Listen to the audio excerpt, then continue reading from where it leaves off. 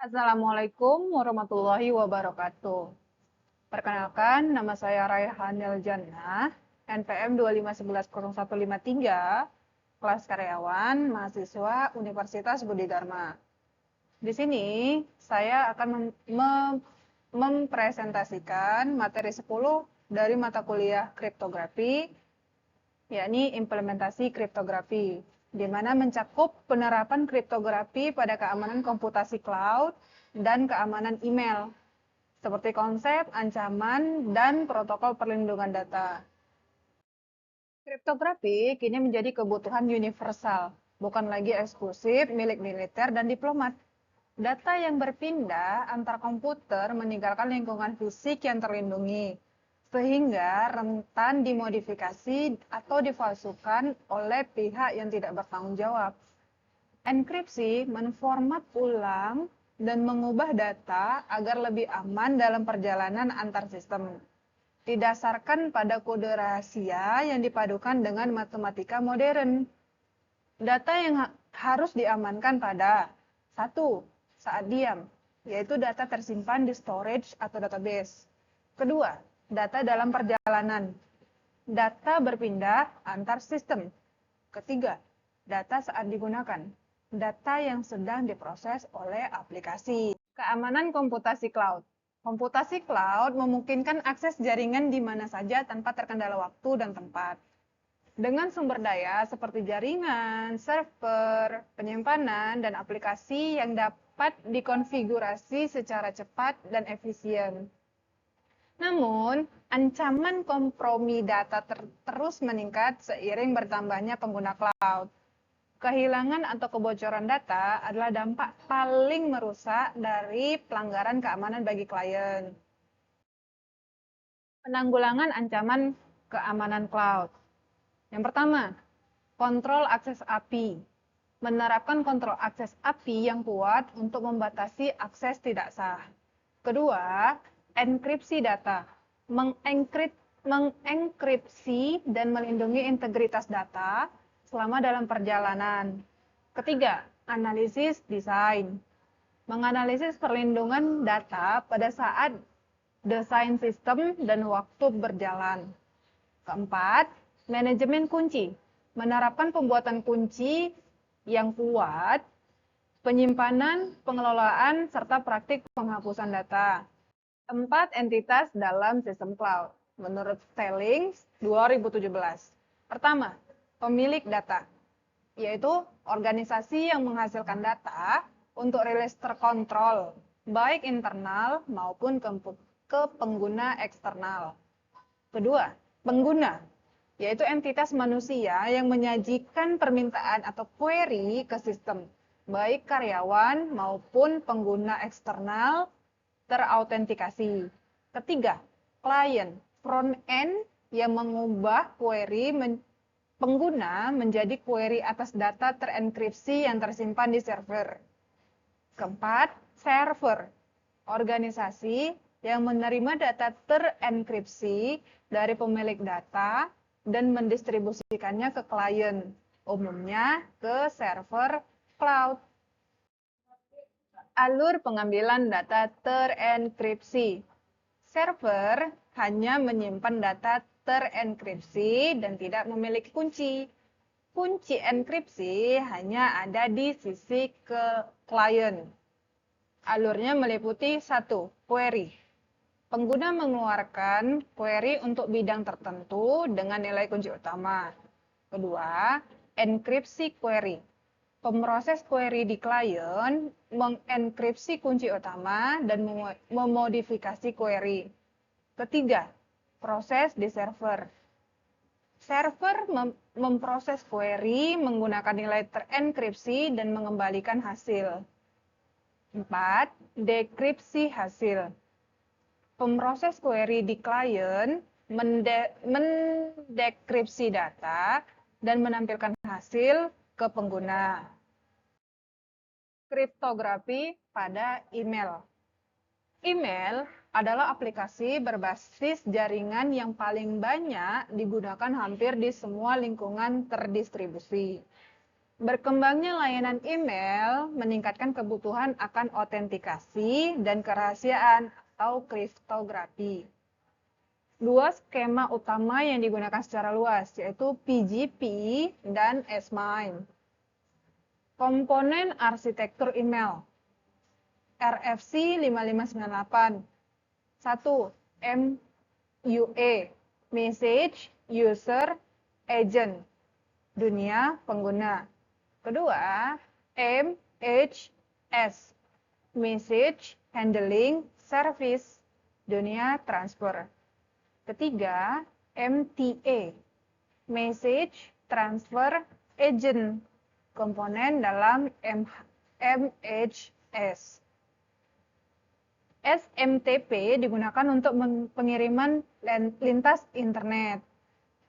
IMAP atau POP digunakan untuk pengambilan pesan dari mail store ke MUA penerima.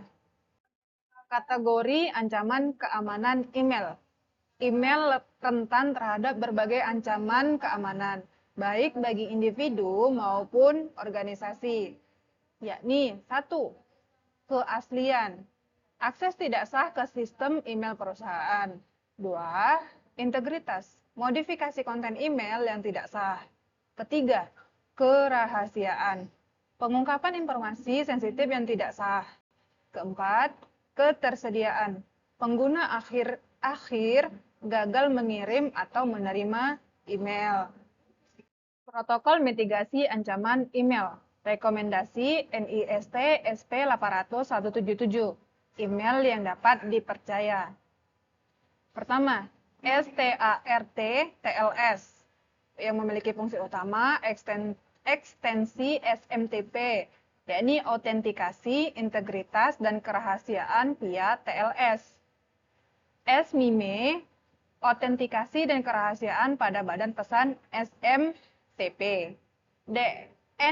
Ketiga, DNSSEC, autentikasi dan perlindungan integritas data DNS.